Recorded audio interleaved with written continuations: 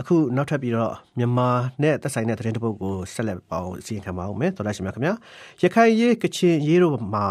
တစ်ဖက်ဖက်ကနေပြင်းပြင်းထန်ထန်ပြောဆိုရင်ပြိပခါတွေကိုပူဆိုးစေလိမ့်မယ်လို့ဒေါအောင်ဆန်းစုကြည်ကဆိုခဲ့ပါတယ်လူခွေရေးချိုးဖောက်မှုဆိုရင်သာပြင်းပြင်းထန်ထန်ကန့်ကွက်မယ်လို့လည်းပြောပါတယ်ဒီလိုအချိန်မှာပဲကချင်ပြည်နယ်မှာ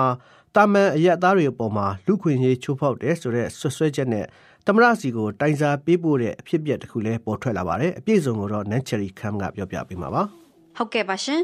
မြစ်ကြီးနားမြို့နယ်နဲ့ဝိုင်းမော်မြို့နယ်ကရွာသား၄ယောက်ကို KIA တပ်သားတွေလို့ဆွဆွဲပြီးတော့ဖမ်းဆီးခဲ့တဲ့ဝိုင်းမော်မြို့နယ်တာလော့ကြီးအခြေဆိုင်ခြေလင်တက်ရင်ခလာရ30ခွန်ကတပ်သားတွေနဲ့စစ်ဖက်ဆိုင်ရာလုံခြုံရေးစရဖအဖွဲ့တွေဟာတာလော့ကြီးကစစ်ကြောရေးစခန်းမှာအဲ့ဒီရွာသားတွေကိုနှီးမျိုးစုံနဲ့ရိုက်နှက်စစ်ဆေးမှုတွေပြုလုပ်ခဲ့တဲ့အပြင်အဲ့ဒီရွာသားအချင်းချင်းတွေကိုပါလိန်တူဆက်ဆံခိုင်းလို့ဒါဟာတိတ်ကိုရိုင်းဆိုင်တဲ့အပြုတ်မှုထက်ပိုဆိုးနေတယ်ဆိုပြီးတော့မိသားစုဝင်တွေအနေနဲ့မကြေမနက်ဖြစ်နေကြပါတယ်ဒါကြောင့်စက်တင်ဘာလ20ရက်နေ့နေ့စွဲနဲ့ဓမ္မရဦးသိန်းစိန်အပါအဝင်မြောက်ပိုင်းတိုင်းစစ်ဌာနချုပ်ကုလသမဂ္ဂအထွေထွေတွင်ရေးမှူးမစ္စတာခွင်ဒါနာကချင်ပြည်နယ်နဲ့ရန်ကုန်မြို့ကကုလသမဂ္ဂဒုက္ခသည်များဆိုင်ရာ UNHCR ယုံမြန်မာနိုင်ငံလူ့အခွင့်အရေးကော်မရှင်ဥက္ကဋ္ဌစတဲ့အဖွဲ့အစည်းတွေကိုလိုက်မှုပြီးတော့ကျူးလွန်တဲ့စစ်တပ်ကတာဝန်ရှိသူတွေကိုထိထိရောက်ရောက်အရေးယူပေးဖို့တိုင်ကြားစာပေးပို့ထားတယ်လို့အဖမ်းဆီးခံရတာတွေဘက်ကရှင်းနေလိုက်ပေးတဲ့ဦးမာခါက BBC ကိုအခုလိုပြောပြပါရယ်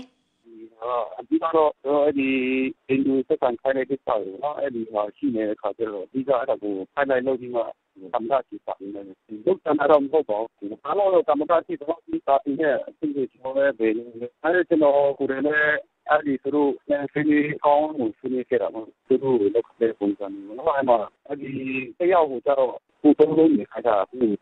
ဒီလိုဆက်ဆံတော့မလုပ်ဘူးဆိုတဲ့ကျွန်တော်ဒီသူ့ရဲ့လေးကြီးကောင်းနော်ဒီမှာလည်းတောင်းတိုင်းကြီးတွေတွေ့ရတယ်ဆရာဖာပေါ့ဒီမှာ TV ရေးနေကြတယ်အမျိုးလောက်ခိုင်းနေ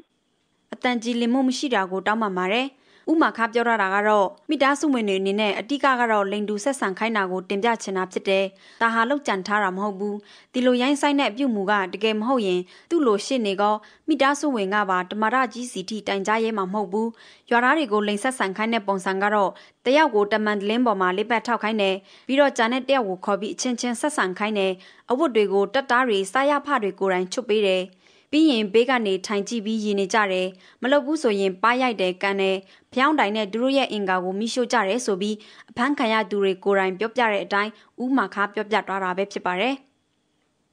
အခုဖမ်းဆီးခံထားရတဲ့ရွာသား၄ယောက်ကတော့ဝိုင်းမော်မြို့နယ်တာလော့ကျေးရွာကရွာသား၂ယောက်မြစ်ကြီးနားမြို့နယ်အင်ဘန်လာရွာကရွာသား၂ယောက်တို့ပဲဖြစ်ပါတယ်အဲ့လိုမပွဲမရပြုတ်မှုခိုင်းခံရတဲ့သူတွေကတော့အင်ဘန်လာရွာသားက၂ယောက်ပဲဖြစ်တယ်လို့မိသားစုဝင်တွေကဆိုပါတယ်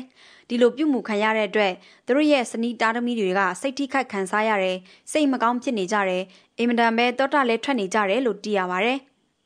အခုချိန်မှာအဲ့ဒီရွာသား၄ယောက်ကိုစစ်တပ်ကမတရားအတင်းဆက်သွယ်မှုပုံမှန်7-1ဖြစ်တဲ့ပုံခွဲမှုနဲ့တရားစွဲဆိုထားတာဖြစ်ပြီးမြစ်ကြီးနားထောင်ကြီးမှာထိန်းသိမ်းထားတယ်လို့ဆိုပါတယ်သူတို့ကိုပြီးခဲ့တဲ့ဇွန်လထဲမှာဖမ်းဆီးတာဖြစ်ပြီးလာမယ့်ပတ်ပုတ်တဟူးနေ့စက်တင်ဘာလ26ရက်နေ့ကျရင်တော့သူတို့၄ယောက်ကိုတရားရုံးကထပ်ပြီးရုံးချင်းလုပ်ဖို့ခေါ်ထားတယ်လို့မိသားစုဝင်တွေကပြောပါရရှင်